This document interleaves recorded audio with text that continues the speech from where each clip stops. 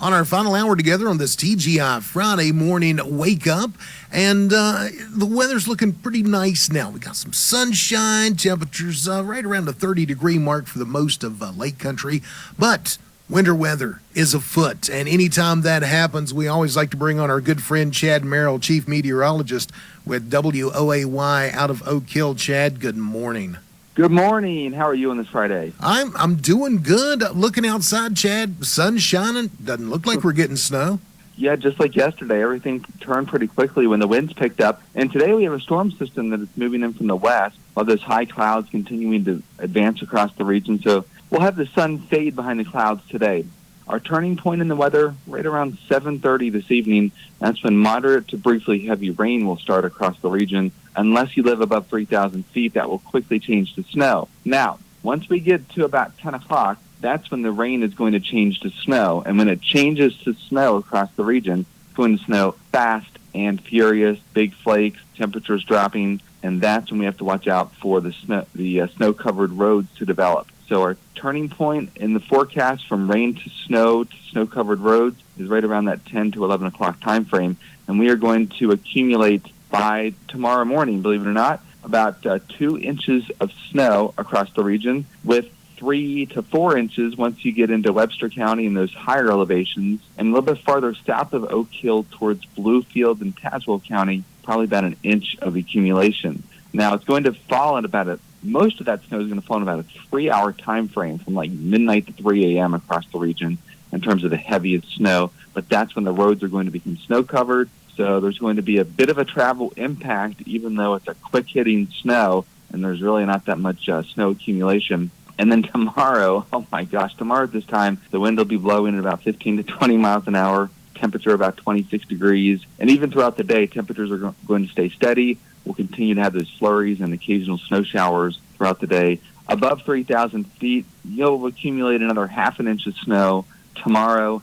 If you live below 3,000 feet, which would be most of Route 19, it's just another coating. But in terms of the roads, the plows will have a chance to get to the roads. So I think the main roads like Route 19, I-64, will turn wet tomorrow. But the secondary roads and alleyways will still be snow-covered throughout most of the day tomorrow because our temperatures will stay below freezing. Any standing water refreezes after sunset tomorrow night. The good news is Sunday, full sunshine. We'll have some wind gusts of 25 miles an hour, temperatures above freezing. All the roads should dry out. So that's good news for the second half of the weekend. I'm liking that part of it. Yes, most certainly. Now, is this going to be like a heavy wet snow or what? Yeah, so good question. Initially, it is going to start out as a wet snow, so it will stick to the trees. But then the snow is going to become dry overnight. Dry snow with even large flakes too. But by that point, a dry snow usually doesn't accumulate on the trees that much. But because it starts out as a wet snow, it will be kind of a pretty winter wonderland across the region. So if you're looking for like a snowball making type snow, it'll be on the cusp of a dry to moderate snow after it all accumulates. So yeah, it'll be still good for the kids to play, romp around in and sled ride and make Right. snowmen, but not the driest snow. I would say that the driest snow that we had this season was probably the second one back in January. I think it was January 19th. That was a real powdery dry snow. It's going to be kind of between that and a wet snow, kind of a dichotomy there. Okay, I'm good with that. Now, next week, are we in for an up and down weather pattern like we kind of had this past week?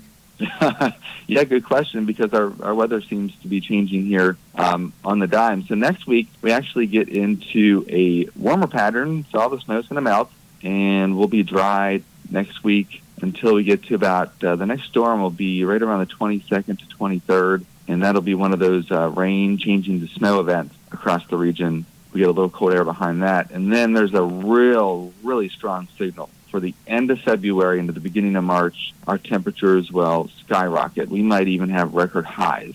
Oh, wow. We're going to go to a complete flip-flop in the weather pattern at the very end of the month.